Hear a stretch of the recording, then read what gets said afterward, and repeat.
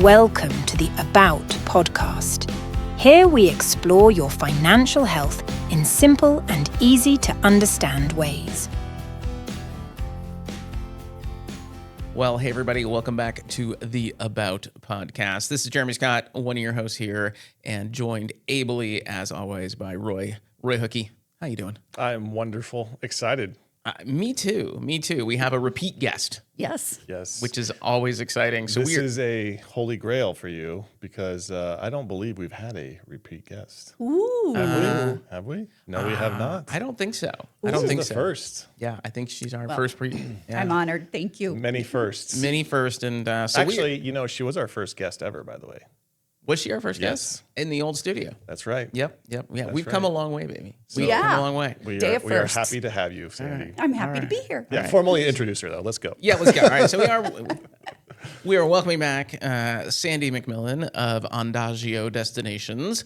Last time you were here, we had a great conversation about investing in memories and treating travel and those opportunities really as an investment. Correct. And so we're going to talk, kind of follow up on that a little bit today, but we're also going to talk specifically about some of the challenges or opportunities that people have when maybe they are singles traveling, which is a different kind of thing. Traveling alone or traveling as a single versus, traveling, as part of a couple, and there's different reasons people might do that. And there also are some opportunities people maybe ought to think about how to do that well.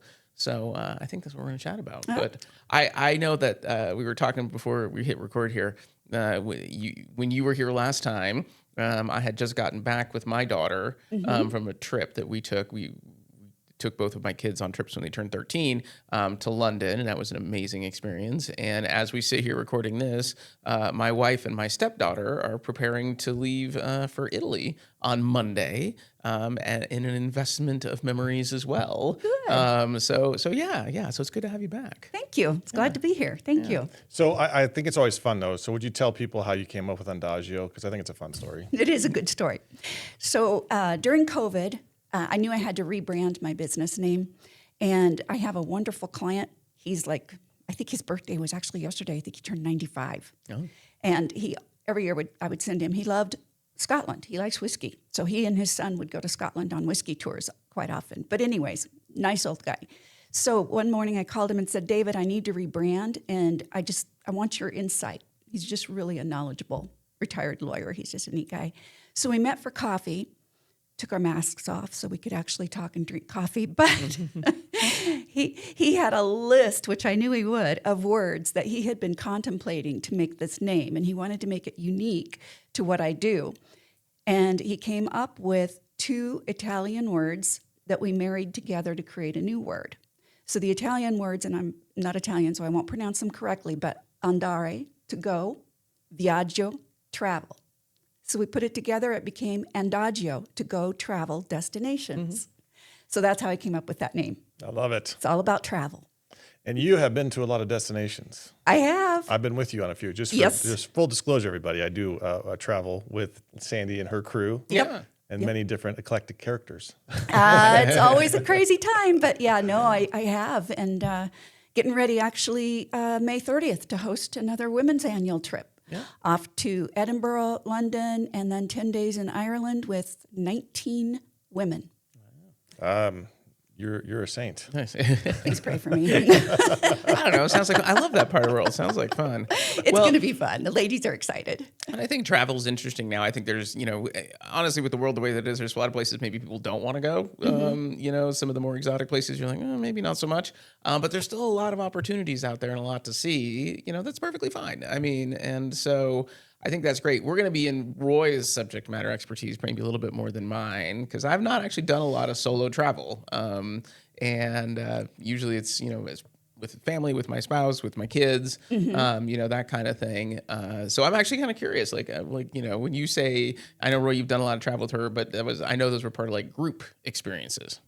Well, so, I think I should set the table a little bit for everybody because I work with a lot of people, all phases of life. Yeah. And I have a lot of single clients who are never married. I have a lot of clients who have been divorced and single. And then I have a lot of clients that have lost a spouse or a partner and are single. So The perspective for those folks, I do have uniqueness because I've never been married. So I have traveled and I didn't want to sit at home, twiddling my thumbs. So let's go. Right. So the concept of what Sandy has done has been kind of fun because in my previous career life, I did have the opportunity to travel. And it was kind of in a group setting. And you could bring a family member. Right. But this is like through work. This is through work, right? So that was like my introduction to travel. Right. But it wasn't really single. It was still kind of with, grouped people. So I took my mom, I took my dad, my sister and I had one planned. It didn't end up working out. But those are kind of the things that I had planned originally. And then as I moved on in my career, so I had my own company and I still wanted to travel, right?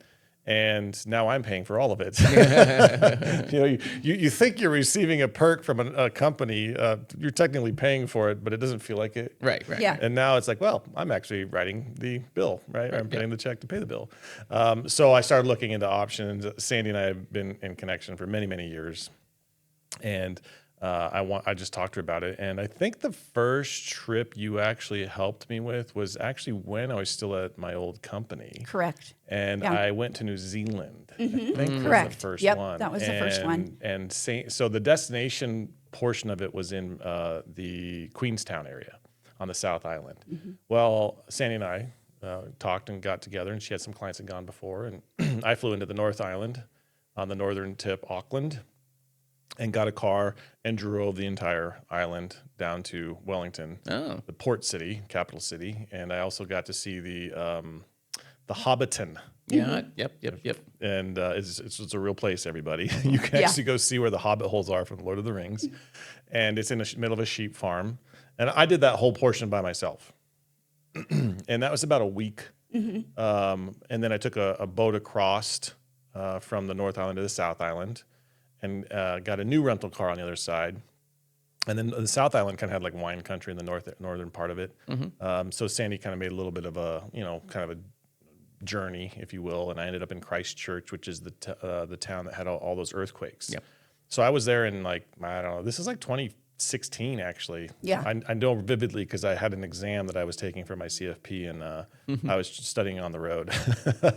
I do remember studying on the road. Anyway, so Sandy helped kind of design that. But I realized on that trip, actually, traveling by yourself isn't that much fun. Yeah. Oh. So I went. So that wasn't a group thing. You were just by yourself. Well, the week before, right? The traveling on the Northern Island and into the South Island and into Christchurch was not that much fun. Actually, the most fun was in Christchurch, Sandy booked me into it's not even a hotel. It was like literally, if you think about a city block and there's like 4 houses on, back, so you have 2 houses on the same street and then they back to the 2 houses are on another street, but it makes a square. They had like a garage like built in the middle of the 4 pieces of property, and that's where you went for breakfast. Oh, and they had all of the homes were all set up as like I don't know, Airbnb types set up. Yeah. Not even Airbnb, it's just rooms, ensuite rooms is really what it was. Okay. So kind of like apartments, I guess. But you would hang out and talk to all the people together when you have breakfast or meals. Yeah. That was the most fun because I was doing it with people. Yeah. Oh yeah. Right.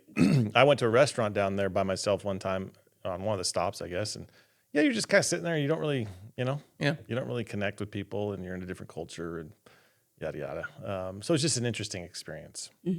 But that was a really cool, that's one of those really cool, who would ever stay in a place like that? Right. Sandy found it some way, somehow. And that was kind of cool. And then I flew from Christchurch to the Queenstown, which is where the group portion happened. Oh, okay. So solo for a week, group for a week. Realized, boy, I sure like the grouping more than I like the solo. And then Sandy has also helped me and my father in Germany. You've helped me in Ireland. You've helped me in Iceland. You've helped me in London. So she's helped me all over the place as well. So it's been interesting. But so then we got into doing some trips that were not as much like big groups, but like really small groups. So I think the first group we did was Africa. It was Africa. It was Kenya and South Africa in 2023. Yeah. Yeah. There was 14 of us, I think, in that group. Yeah. And 14. We kind of had 2 swaths because we had kind of a group that went to Kenya and then we had the whole group was in South Africa. in South Africa. Yeah, but that was fun. It was fun. But it was fun doing it with like-minded people, and there was some singles, there was some couples, and it was a collective group. So reason I like it, so think about it like this, Jeremy. Okay. I can actually go and have meals with people that I know. Yep. You kind of have people that are looking out for each other, but then there's also portions of time that you can kind of do your own thing. Right. Yeah. So I kind of get the best of both worlds, so that I'm not alone the whole time. So Exactly. for people listening, I mean, I think it's important to clarify that was not a pre-existing group of people that you knew. Nope. So it wasn't like, oh, I'm going to take me and my 5 buddies are going to go do this thing. No, we so had how does that? Canadians, Californians, Coloradans. Yeah. So first of all, how does that work? I mean, how would you Roy says, hey, I want to do this thing, or like, okay, is there like a dating service for travel people where you're just like, all right, who else wants to go to Africa? I have been requested to start something like that, Yeah, but yeah. a little out of my wheelhouse. But so to back that up just a little bit, kind of part of my brainchild for groups started early on in my career with Andagio. So in about 2019, to be specific, because I had several women contact me and ask about going on trips. And Roy, of course, had gone solo, but I think sometimes as a gentleman, that's a little easier than it might be for women. They get a little bit more conscientious about, safety and whatnot. So I had a lot of women who would contact me. They were either single for various reasons, husband didn't want to travel, whatever that looked like, wanting to go with other women. But I really didn't have anything like that established. I did help them find some things here and there. But that's when I realized, that's a niche. I need to create some sort of a group just specifically for women that want to travel with other women. So that can be sisters, it can be mothers and daughters. Like, for example, I take my daughter and my granddaughter on all of these trips. It can be singles, it can be whatever that looks like. So after COVID, I set up finally and got to go on the very first trip. And this was just recruiting women who had talked to me, sending out information and saying, let's do Italy. Italy's always desirable. Right. Everybody wants to do Italy. So I put together like cooking classes and stuff, called it Gourmet Tuscany. We stayed in Tuscany and did all kinds of wonderful things. They loved it. So that was a hit. And then I realized, all right, I need to do this annually for the women. So I have been and continue. So this year's my 5th annual just for the women. And several of them are repeats. Several of them are, organically have spread the word, that sort of thing. But there's also a need for other people that want to do groups. So one of my other requests was from the Canadian couple, because I had met them on a river cruise. And they had said, hey, we really enjoyed traveling with you and Tom. If you guys come up with something, someday we want to go to Africa. And I thought, well, that's kind of interesting. But anyways, so organically kind of start talking to clients and growing that. So how did I find all these? They're really mostly clients. All of them are clients or friends of clients that were, invited to come along. So that's just organically grown too. So Tom and I try to host, I guess you could call it an adventure travel, but it's not always, South Africa or, something quite that intense. But we call it kind of a adventure group travel. So it's not just couples, it's not just men, it's not just women, it's whoever. Right. And so we host at least one a year like that, and we find that actually is another really good. People just organically grow. They've been before, they come back like Roy and friends, and it just keeps growing. Yeah. I'm not surprised it works out. I think some people might be thinking, oh man, traveling with a bunch of strangers, I don't know. But I mean, if you're opting in to be, go to a place like that and a group experience, then those people want to be there. And I imagine it probably, I'm just thinking, I'm like, what might people think about it? Like, well, I think we all grew up with like stranger danger and everything. Like, well, there's a crazy person. Like, well, there's not going to be a crazy person. Right. But actually groups are fun. Like groups let you do things you wouldn't otherwise get to do, let you, have somebody to talk to at the end of the thing. Cause that's part of it. And I think for people, especially if they're talking about traveling, as a single, is, you can have this great experience, but then like, who do you talk to about it? Like at the end of the day, like, did you see that lion eat that thing, or whatever it was? I mean, I'm sure there was some of that sitting around at the end of the night going, oh, can you believe we saw that thing today? Yep. So much better to do as part of a group than by yourself. Well, and even on the back end, right? So we did a Croatian little trip last fall. Yeah, I chartered a private yacht and we sold that out all just Some people I knew, some people I didn't. They had been invited by friends. They were from all over the United States. But man, we had a great time. Yeah, and then we had a little get together thereafter, though. So right, so the party continues. Yeah, and I like to do that. Just keep bringing people back together, and just continuing to forge those relationships because that makes a difference. Now, Jeremy, the Yes. biggest thing that we need to talk to Sandy about is, Sandy, when is the men's trip? Yes. Okay, well that is something I keep getting requests for, Oh, and come on. my husband's willing to do it. I just need to find time to organize it. So, yeah, I think I really probably need to put an Alaskan men's trip on the books for next year. Not a cruise. I don't think it needs to be a cruise. Good I'm call. thinking land, fishing, hiking, that sort of thing. Rustling bears. Bears. Yeah. So it's just finding the right supplier and the right timing. But I think next year would be a good year to kick off a men's trip to Alaska. But I agree with you, and that's something that the men need just as much as the women, right? We all need that opportunity to share time with other folks, like-minded. I want to back up just a second, Jeremy, when you talk about the groups mentality. I hear that sometimes from people. So maybe it'll be some folks that want to travel, and yet they're a little nervous about doing everything on their own. Yeah. How do I get to the train? How do I get here? What happens if this doesn't work? What happens? So sometimes there are groups, like Globus or Colette or Trafalgar, those kind of things that organize group tours. Yeah. And those are a good fit for some people. But I do hear frequently, I don't know if I'm going to like being in a group. Yet almost always when they come back, they liked it, they made new friends, and they've created some new connections. Right. Not with everybody. Sometimes you don't always merge with people, but I know for me that's what I've done. And a lot of those folks that I've met have become my clients. Yeah. Like the Canadians we talked about. Well, in perspective, too, like for me, being that I mainly travel alone, I know Sandy and Tom very well. And then a couple people that, maybe you see again or something. But I don't have any preconceived notions or expectations of anybody on the trip. Right. The issues that I've ever seen is when you have groups of friends go together. Oh. That's when issues occur. Yes. I'm having a great time the whole time. And Yeah. there's sometimes these friend groups that can have issues. So just something to think about, folks, because you're like, well, I'd love to travel with my friends, but do you really want to travel with your friends? What was the phrase from Fight Club? Single serving friends, right? Like that right. person you meet on the airplane, the person you right. meet on the bus. You're just like, yeah, well, if and we might have a great time, we might not, and I don't ever have to see you again if I don't want to. I was thinking as you were talking, like even we were in Mexico, my wife and I, back in January, and even we did like one little day trip thing on a tour bus. And we met people on that tour bus, and ended up pounding around with them and having a great time, and had a drink when we got back, and that was all lovely. And I don't know that I even remember their names, but actually, what brought it up is I think they were one of the other couples was a Canadian. I'm like, oh, Canadians. Apparently, that's who was in Mexico that time. All of us trying to escape the snow. Exactly. Yep. But yeah, I think that's a really interesting thing. And I think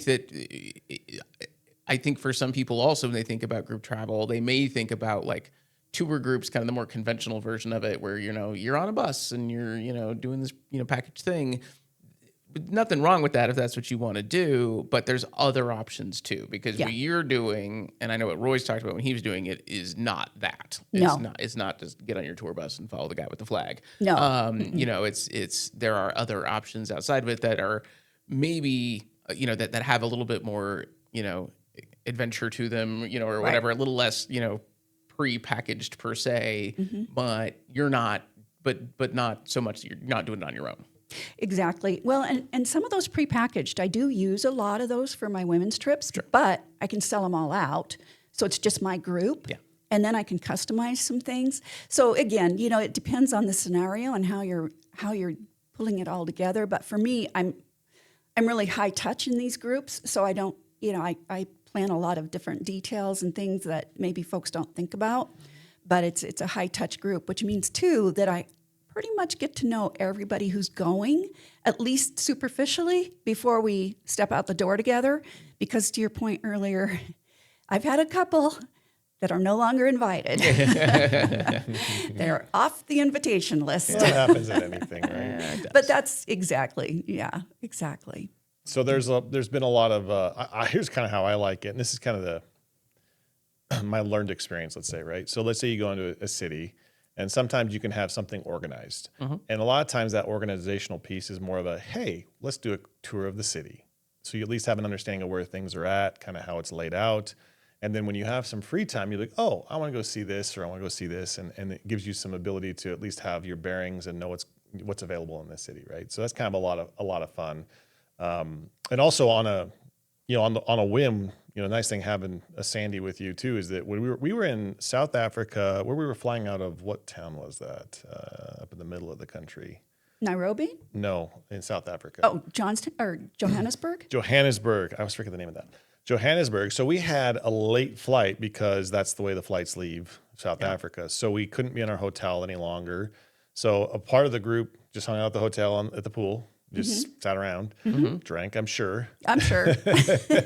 Like you do. But then there was a small group of us that actually were able to throw together a day tour. Oh. And we did a tour of the city. And I will tell you, that is one of my favorite tours I've done. And the city of Johannesburg is really unique, and its historical perspective is really unique. And interesting enough, it was a Spaniard, a gal that was from Spain originally and had lived down there for a while. And she just loved telling stories. So that's probably the fun of it too, is she has a really good guide. Right. But like the history of the Boers and all the stuff, I didn't know any of that stuff realistically. I've just never, looked into South African history and the city of Johannesburg. But I will also tell you that Johannesburg is not a safe city. Yeah, No. And she took us into some places where it's like, you guys can't get out here. Yeah. So we were the wrong color. Yes. Yes. So it was a very interesting experience. But very unique and very much a lot of fun. But that was just killing time for a flight, right? So we threw that together. Everybody wanted to go in. They paid their little piece there, and we were off and running like a herd of turtles. It was a lot of fun. Oh, the herd of turtles. The herd of turtles. Everybody loves this herd of turtles. You're so Nebraska. I'm gonna make a T-shirt. Herd of turtles. Yeah. Well, and I think so when we first got talking about, we talked about investing in memories, and I think that's what you're talking about here is. There are more opportunities than maybe people know, especially if they're, don't have somebody, to travel with or, whatever, that it doesn't mean you can't go and make memories. Exactly. Right? And sometimes you need to. Like sometimes, it's just good for your soul to go and make some new memories, especially if you've gone through some kind of life change. Maybe your spouse, maybe you got divorced, maybe you had a spouse, the spouse passed away, whatever it is, there comes a moment you're like, oh, I got to invest in something new, right? I mean, I gotta, both, physically and, where you live and those sorts of things. And we've talked about it from like a financial perspective, but there's this perspective too. Like there's a life goes on, kind of thing. And, now what? And, we need to continue, living. So, doing things like this and going and doing travel and all that kind of stuff. But, doing it in a group, even as an individual, I think is a really nice way to do it. Especially if you're trying to get back into it. Like if you're used to being able to having a partner that you travel with, and for whatever reason that partner is not there anymore, this feels like a really nice entryway. After my wife passed, even I went on one trip with just me and my kids, and I was like, I'd never done that. We'd never taken the kids. We were always did as a family. Right. And we were planning that trip, and I'm like, man, if it's just us three, we're going to spend the whole time going, Mom would love this, and so we actually drafted in two additional, a couple of kids of our friends, our good friends of ours. So it was me and actually 4 kids. And people were like, well, what are you doing? I'm like, no, that was better. Like that was way better, because then it was just, it was a different dynamic. We'd never traveled that way before. We of course obviously knew these 2 kids really well, and they were close friends. And so, but it just kept it in a different vein than I think it would have, even if it just been us 3 or even me by myself. I think it was easier to kind of honestly keep it fun. Mm-hmm. Well, I've had a good story about that. I think it was my second trip in 2023, the women's trip to Italy again. And someone heard about it and contacted me. She knew I was going to have a meeting, and she said, I'm going to bring my mother. I really want her to travel in this group with you. And okay. So she brought her mom to the meeting, and her mom's just the sweetest lady. She had just been widowed. Her husband passed away from cancer, and she had spent the last 2 years just completely embroiled in being his caretaker. Yeah. So her daughter recognized that and wanted her to step out now. And she said, Mom, you've spent the last 2 years being an amazing caregiver to Dad, and you spent all those years with him, but now I want you to do something for you, to get out and go do something for you. So Teresa, maybe reluctantly, 'cause she's in her late 70s, but agreed to come. Oh my gosh, she was the hit. The hit. And Life of the part. Had so much fun. And she told me later, just how fun it was again to be able to laugh, to be able to relax and just enjoy and not feel the stress and the pull of trying to, manage all the things that were going on. And now she's become a complete repeat, and she turns 80 next weekend. So we're going to go to a surprise birthday party for her. But boom, off she's coming with us to Edinburgh, London, and Ireland. And she runs circles around us. I want to be just like her when I grow up. But now she's recruiting and she's bringing friends. She brings the same daughter, and her daughter brings her daughter, and it just keeps organically growing. We got a single guy in our men's group who's turning 80 this in a couple of weekends too. So maybe we need to let him know he could be a hit. There you go. Oh, he would be a hit. He would be a hit. A little matchmaking going on. Well, not above it. No. So. Nope. But the fun thing is it keeps her going. I saw a picture of her recently that her daughter had posted, announcing that her birthday. And she's right. She goes, my mom doesn't age. And she doesn't. And when I looked at that picture of Teresa, compared to the first time I saw her, she's just smiling. Her face is joyous. She's just, she's back. She's alive again. Yep. So I think a way that we can maybe look at this for our folks is when you travel alone, let's kind of walk through some of the unique things that a solo traveler in a group or not experiences. So could you kind of maybe walk us through that a little bit? So if I'm thinking about what you're talking about, Roy, so if someone comes to me, let's just back that up a minute. If someone comes to me, which I have had several single ladies, particularly ladies, come to me and say they want to go on a tour or a river cruise or something like that. But the biggest factor is the cost, because you still pay double, which That's exactly what I'm talking about. And that part is so frustrating. That's the frustrating part. So I have found different tour operators, Globus, Cosmos are really good about it, and then Avalon, which is our river cruise. Certain sailings, not all of them, but certain sailings, more particularly shoulder seasons, they'll do no single supplement. Nice. So that you can get the whole cabin yourself. So when I get people that are looking for things like that, they have to understand they have to be really flexible in when they can go, because there's only certain departures that have that. But I try to put them on that, and they almost always really enjoy that. So we help kind of reduce their costs. But that's another point for reminding people, even if you want to travel alone or you have to travel alone, there's still opportunities to go as part of a group. And even some ocean cruise lines will do that. Princess particularly will sell some, and they've actually modeled the cabins for singles only. Oh. So not a lot and not on every ship, but there are those. It's just finding someone like me who can help you weed through and find the offers and know which ones are good and which ones will be the right choice for you. So there are some unique situations that allow for singles. That's awesome. Didn't know that. Yep. But in general, what I would tell people is you have to look at it one of two ways. Either you want to go on your own and you're willing to pay the increased costs because it is what it is, or find the single stuff that Sandy's talking about. Or you have to find someone that you'd be willing to room with. Right. And to save that cost or split that cost is probably the way to think of it. Because even if it's on land or hotels and some of that stuff, the cost of the cost. Right. The cost is the whether it's cost. two or one. Right. So if you're splitting it together, it's kind of nice to have that savings to be able to afford the entirety of the trip or whatever it is. So a lot of my clients are older, are fixed income folk, but they can still travel and have fun because they have a little bit extra, and they just have to think through those things. But I would say that's a big thing. Do you want to room with somebody else? If you do, who? Right. Who are you willing to? Don't think about it like it's not an overnight trip here. No. Right? We got let's say 7 to 10 days or something where you're kind of every night with that person. Do they snore? Do they have a weird routine? Whatever. Right. Yeah. So it's just things to think about for folks, and sometimes best friends aren't the perfect travel companion. No. Sometimes you do a little bit better with someone you Quasi relationship. Yes, you're superficially related to. You don't. Yeah, sometimes that's actually better. So that's a decision point for folks. And then I'm going on a cruise with my family, first one ever in regards to a cruise. Like we were on the little yacht thing, but that's not the same as a ship. And my family's going with, and my sister has 3 kids, and I don't have any.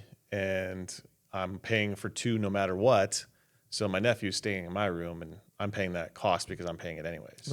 Right. So then that saves her some money on her side. And but now I have to room with my nephew, which isn't awesome either, right? Like, and my nephew's awesome, but I don't want to room with somebody, right? I'm a grown man, so I'd rather have my own room. There you go. So, anyways, it's just kind of those are some nuances to think about.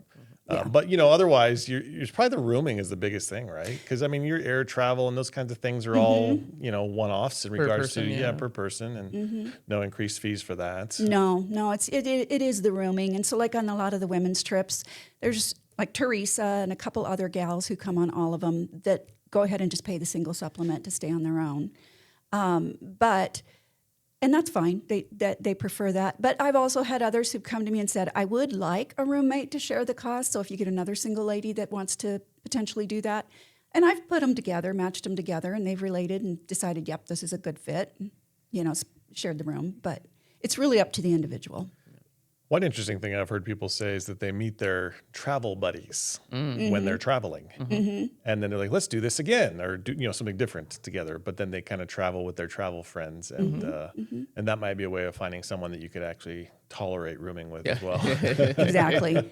Well, and another thing to think about is interests, because one thing we're starting to see more and more of are interest-related trips. So an example is pickleball, right? That's a big thing now. There's a lot of organizations, pickleball tours or what have you, and we can put those together. There's different like all-inclusives in the Caribbean that have pickleball courts and coaches, and will host a big pickleball group. And not only then do you get to play your pickleball, but you're on the beach, you can do that. It's an all-inclusive. You don't have to stress about where's everybody going for dinner, what are we doing? Right. There's some cruise lines that cater to it. So I'm seeing more and more that there are organized groups with specific special interests. Another is even, believe it or not, knitting clubs. Oh, no, I believe it. Yeah. Oh, yeah. Yep. People like Knitting they and go- quilting. Knitting is like a cult. it is. Well, and I guess quilting too. 'Cause Yeah. my That's why- mom has actually done that. She's done quilting cruises. Scrapbook cruises, Yeah. all of those things are out there. Yeah. So I used to hear this was like golf. Like, Yeah. they used to, I think men's that's trip golf. we're going to go do a bunch of golf courses, and, then, at least everybody on the trip likes golf. right. Right, And, so I and there's imagine- still a lot of that too. Yeah. But now it's interesting that's diversifying into other things. So it's not just about the idea of just going single, but also just going and doing something you're enjoying at the same time. That's right. Keeping Now, active. And Sandy, let's talk about real tours, okay? And the bourbon tour Yeah. needs to happen. Yeah. I know, it does. Make it happen, Sandy. There you go. I'll make it happen. It's just it gets busy, and I shouldn't say that because that's a good problem to Yeah, have, it's a right? Good. Yep. But yeah, it gets busy, and then either Tom or myself or both of us ends up going with these trips and hosting them. Which again, this is not a complaint, but we're gone a lot. Yes. Yes, you are. I'm like on when a I lot. give her dates for this podcast, I was like, "Are you available?" Yeah, you seem like better you're always squeeze getting it on a in. plane. I know we're gone a lot, but She's getting on a what plane next week. blessing. She told us that. Yeah, Yep, yeah. yep. But it's all a blessing, Yeah. So anyway, there's options out there. I think is the big key. It's just finding someone to help you navigate through those options and identify which ones work the best. Yeah. Big time issue is knowing exactly where to go, when, and why. And for someone busy like me, I don't really want to think about it. Right. So I like to use a Sandy because I'm like, just tell me where to go. I Right. mean, I don't really care. I just want to go, and I know it's going to be good because Sandy's Right. putting it together. Yeah. And I'll just show up. That's exactly how I like to travel. And by the way, and I think our listeners should be, I mean, you might be naive if you've never traveled, but just lower your expectations. Just go in with an open mind. You need to roll with the punches. Yep. Oh, okay. Because, I'm like, because lower your when travel smacks you around, because it will, It will. you just got to roll with the punches. You And do. that's part of the adventure. It is. And in like, here's the thing. Like, I have people that have gone traveling. They're like, we're going to do this and this and this and this and this and all this. And they come back exhausted. Yeah. And then if something hiccups in the middle of it and they miss the other this and this and this, then they get really upset. And it's bad. Now it's a bad experience. Yes. Right.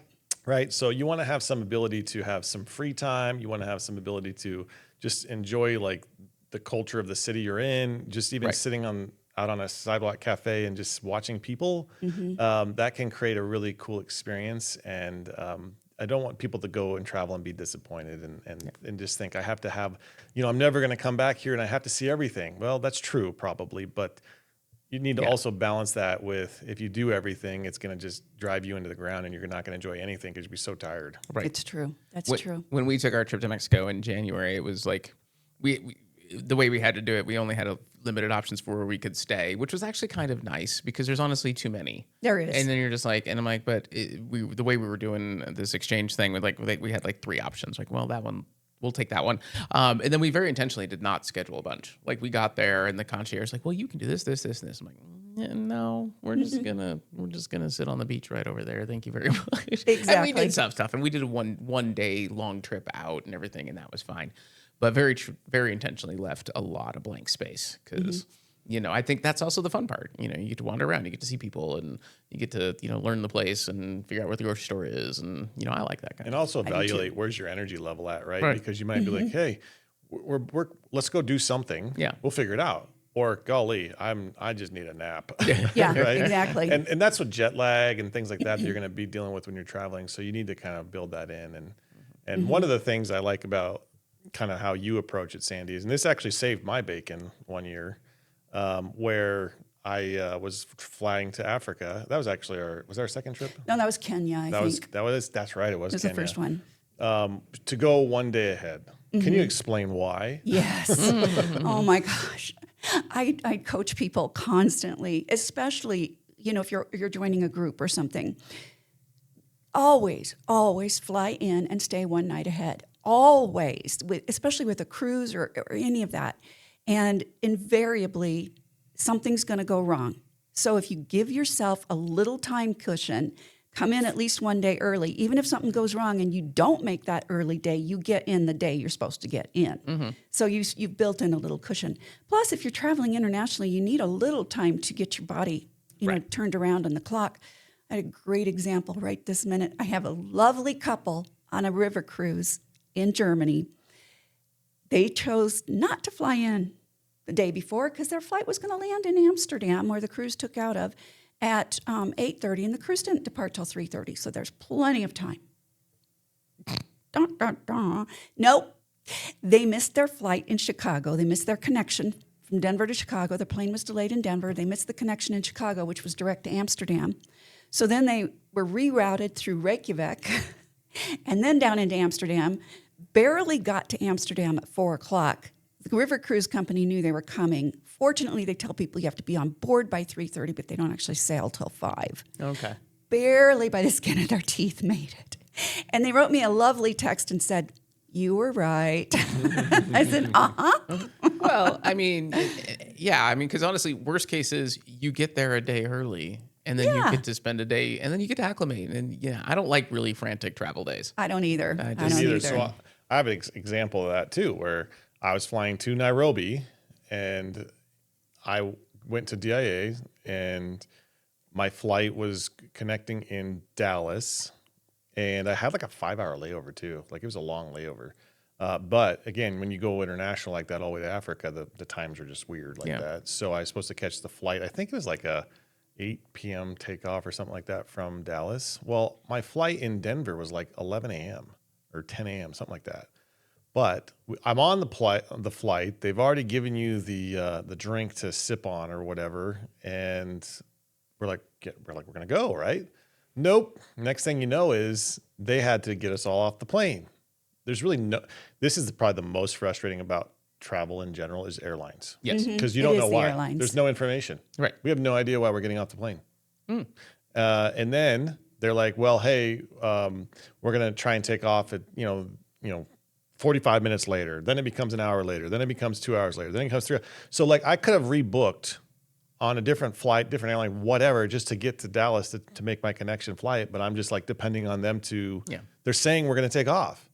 Well, come to find out when you get word from one of the workers there or something, and there was a body being transported. It shifted. It actually broke open. It had fluid. Oh no! That spilled underneath in the plane underneath, and they can't just take off. That's like hazmat type stuff. So they had to get some crew to come from Colorado Springs. I don't know why Colorado Springs when you're in Denver. They had to come from Colorado Springs to be able to do. Anyways, they're not telling us any of this. No, they won't. So the point of the story is, this is one of those things where you have to. It was frustrating, and I was not happy, but you have to roll with the punches. You do. So I ended up staying in Denver because I had a person drop me off. Oh. I'm a single person again, remember? Right. Arrange a ride. So I'm not going to have them have to completely change their schedule, come get me. It was a disaster. So I got a hotel. So now I have increased costs on my trip because I have a hotel cost, right? And then I end up getting in to Nairobi a day later, right? So thank God I had left it, I had the buffer day.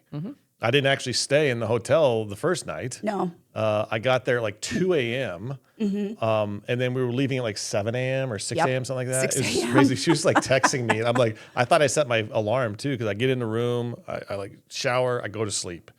And I'm just dead to the world. And she's like calling me because I'm not answering. I'm like, I thought I had my alarm set to wake me up. And what if you do? You're like 2 a.m. in the morning, you don't set your alarm properly or whatever. Right. And I ended up hearing the phone at some point and woke up and we got out of there okay. But that's one of those things where you just have to roll with the punches. You do. And that's hard for people to understand. I get a lot of clients that get really frustrated.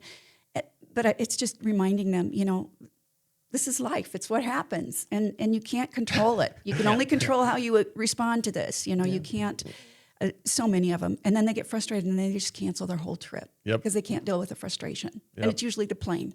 It's almost always airlines. I'll be honest Always with you. the airline. It's almost always airlines. And then so people have to think about a few things. You need a little bit extra budget if you're going to travel. Yeah. Like if you're on a shoestring and you've spent your shoestring, maybe you shouldn't do the shoestring. Like maybe you need to adjust your trip because you need a little buffer in there because like I had an increased cost for a hotel, right? Or suddenly you have a strike of an airline in Europe. Right, and Sandy's trying to help all her clients. They're now stranded and can't. Right, so it's volcano in Iceland. Right, a volcano in Iceland. That's exactly the case. So you have to think about those things as you're traveling, and that's part of I said adventure. Yeah, you have to look at it as an adventure. Like, well, you remember that time we got stranded in Iceland or whatever, right? Like, hey, but see, they're memories fun, now, right? aren't now they? It's a unique memory. That's right. Remember that time I have again solo traveler. I don't have that person to laugh with about the dead body that spilled on the plane. Right? Well, now I have all of you that have listened to that story, and I can share it. With you.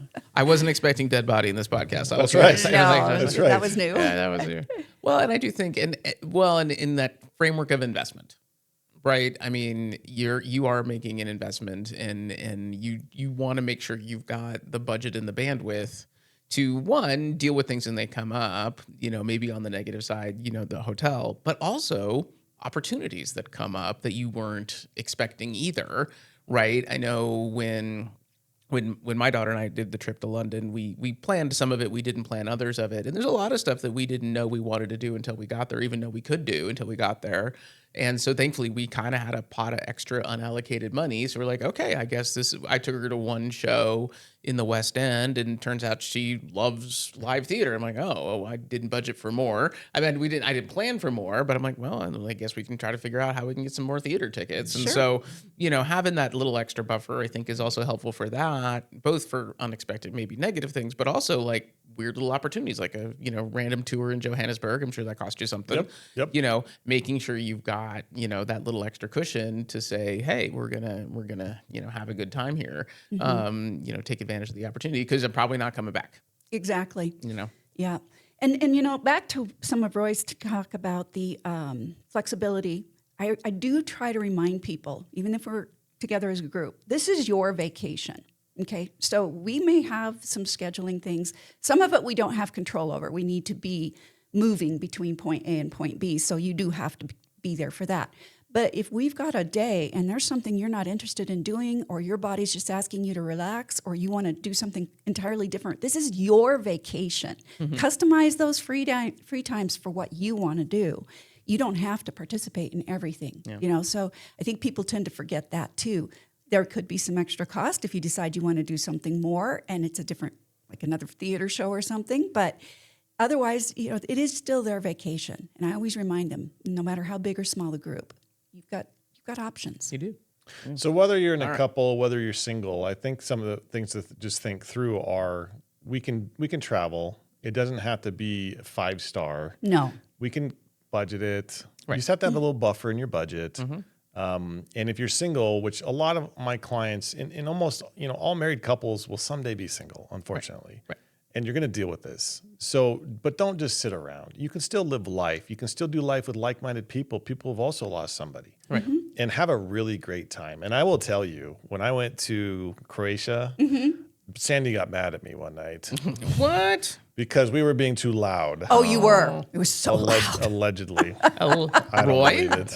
Hold I don't on. believe it. I'm playing cards with these little old ladies from Louisiana. Oh, okay. All right. Okay. And I wasn't even drinking. They were drinking. And we were laughing so much. So like they were just, there's used to meet awesome, cool, fun, unique, eclectic people all over the place. And when you're by yourself, you're more open to talk to people than you are if you're in a little group or even in a couple. Yeah. So it's just something to think about. I think you might actually have a lot more fun than you can actually imagine. But go in small group settings and things like this that we're talking with Sandy, and that allows you to dip your toe in so that you're not on a 2,000 person ship. Right. And all by don't yourself. know anybody. You're on this huge ship, all these people, and you don't really know any. You feel like you're alone still, right? Yeah.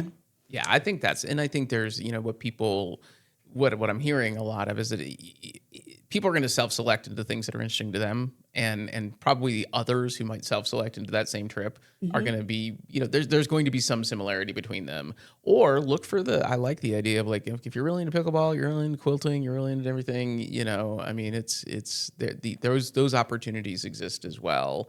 And the chances of you being around people that, maybe not demographically exactly like you, but have a common interest and you can have some, have fun and share some time together with. That seems pretty. And there's different times to travel. And I want you to talk about the go-go concept because I think even as you travel, you need to realize there's ways to travel at different periods of your life. That's true. And I'd like you to talk a little bit about that, if you would. Yeah. So there's 3 stages of travel in my thinking. So when you're younger, those are your go-go years, right? I can get out there. I can, I can sleep 2 hours a night and still be okay. And I'm running from site to site. I'm that person, that has to conquer and see everything. Those are our younger years, maybe 20s, 30s, maybe some 40s, depends on the person. Then you start approaching a little bit more of what I call those slow-go years, which are maybe going into retirement, finalizing details in your financial plans. Kids are getting out of college. You're starting to slow it down, but you're still going. You can still do things, but maybe you're looking at things a little bit more approachable for that age, right? You don't need to be going constantly. And I'm okay with a down afternoon where I can just relax on a beach or take a nap. So those are more of our slow-go years. We don't find ourselves wanting to conquer quite as much, but we're still going. And then we all invariably, unless you're Teresa, reach that no-go stage of our lives where as much as our mind may want to, our body's saying no. We can't go anymore. And that's when you have that opportunity to look back at all those memories you've created during those other periods of life and those other phases. But waiting, putting off the go-go and the slow-go until you're fully retired, and then unfortunately, some things might kick in and change the direction for you, whether it's health, finances, whatever that looks like. And then you've approached the no-go years, but you don't have any of that to look back on. Yeah. That period of waiting is where you have to really be decisive. Am I ready? And I think 2 things, like I've had so many people talk about what they're going to do when they retire. Oh, boy. And one story specifically where they were literally 2 years from retirement for both of them, and the wife passed away. And, they were going to do all this stuff. And now that completely derailed the widower in this situation and didn't do any of the stuff that he said he was going to do, right? And has none of the memories along the way. So I always, if you can, and you're financially savvy, right? You have to deny yourself in some areas so you can save money to do this, but travel through your work life. Do the harder trips when you're younger and healthier, right? But even if you applied this to the concept of retirement, early retirement is your more complex trips. Yeah. Right? You really want to go to Italy and you got to walk around. And by the way, there's 16 steps that are cockeyed that you got to go to get to the bathroom. Exactly. Right? Nobody told you about that. Oh, by the way, there's no railing. If you fall down and kill yourself, people just watch. Exactly. Step over you. The ADA is not a thing in most That's right. of Europe. So if you think you're going to go in these uneven, difficult to navigate places as you get old, it's not happening. And Sandy, I'm sure, has had to tell people and be real with people that this is like, you probably shouldn't do this trip if you don't have this ability physically. Right. But do the more complex, slowly get less complex until you can't go. But even then, it can slow go in a long arc, right? Where you could go on a trip to somewhere here in the U.S. Right? You can do fun things still, but you just maybe aren't doing it as dramatic. Yeah. The whiskey tour is in Kentucky, not in That's right. in That's right. Edinburgh. Or Yeah, whatever. it's in Kentucky.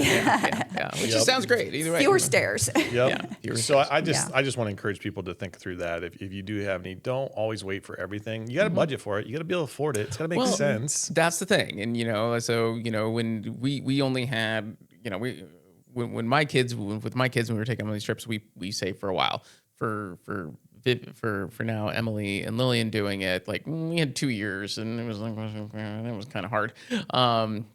And now I have my stepson kind of got behind, but we save for it. And every once in a while you'll look at that pot of money and go, oh, well, we need that patio. And I'm like, no, that's like, okay, but that's for the trip. Like that's, and so we made it, we have a discipline around doing that now. We're just like, okay, we're just set aside a little bit of money and that's what it's for. And I mean, I suppose if something, the car blows up or something, okay. But otherwise, like that's what it's for, and we've got it saved. And so like this summer, we're not doing much else because that's kind of eaten up. But now we're like, okay, we'll put some money aside because next summer we want to do a big road trip, right? I think if you plan it out, you set the money aside, and try to get most of it done that way. Yep. And I'll be honest with you, the best memories aren't the most expensive. No, they're not. They're usually the weirdest ones. And They really are. Something about, it's just really interesting how that works. Yeah, no, it's not always the more expensive. And I know one thing for talking about those retirement years, my mother passed away of cancer at 44. She was barely 44, and obviously very unexpected. And I just recall all those years she worked at CSU, and she would talk about how when she retired, she was going to go to Hawaii. When she retired, she was going to go here. She was going to go there.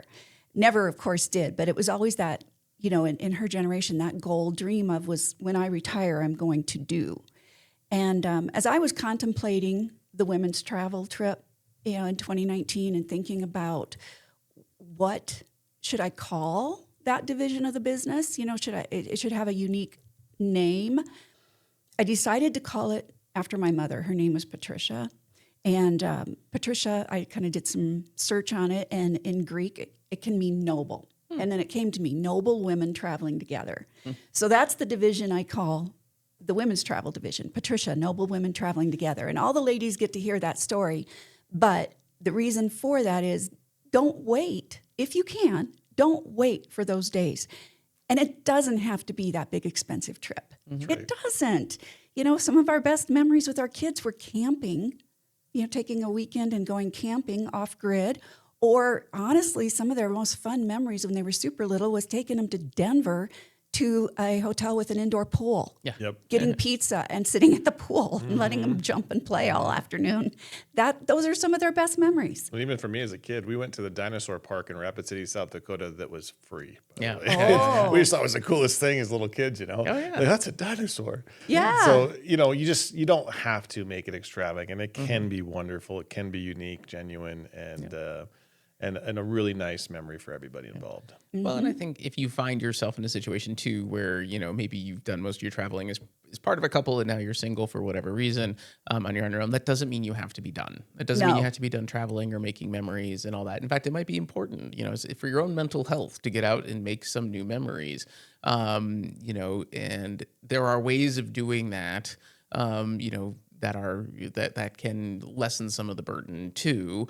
So part of it is using somebody, like you, Sandy, who can help you put those trips together so it's a little bit more turnkey. For some people, that might be intimidating. Maybe their spouse was the one that always planned all these things, right? And now you're like, I wouldn't even know how to do it. Like, well, great, you don't have to. There are people who know, right? Exactly.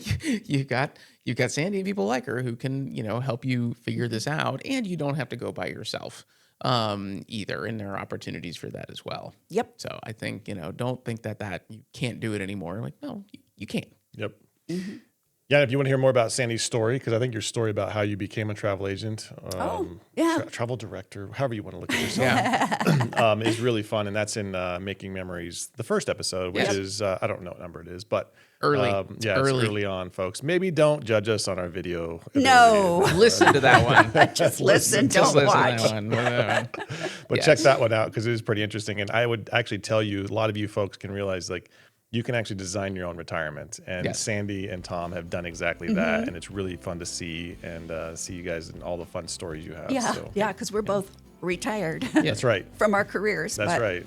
All right. Well, Sandy from Andagio Destinations, it's been great to have you back again. A wonderful repeat guest. Thank you. I love it. it. It's a great concept. I'm excited to see where we take it. Awesome. Thanks for coming. Yeah, my pleasure. Thanks for having me. All right. If you wanna find Sandy, you can get her contact information. Will of course be in the description for this episode, and you can check her out. And of course, thank you to everyone for taking your time to listen, like, subscribe, share with your friends, especially if you've got somebody who maybe is feeling a little timid about travel.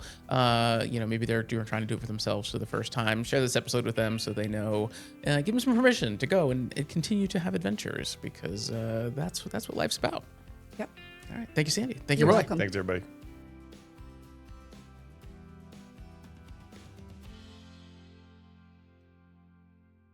Credentialed Wealth Advisors is a Securities and Exchange Commission registered investment advisor. The content provided is for informational purposes only and should not be construed as an offer for investment advice or the purchase or sale of any security, insurance, or other investment product. All investments involve risk, including the potential loss of principal. Before implementing any strategy discussed, individuals should consult with a qualified financial, tax, or legal professional. While the data presented is sourced from materials believed to be reliable, its completeness and accuracy cannot be guaranteed.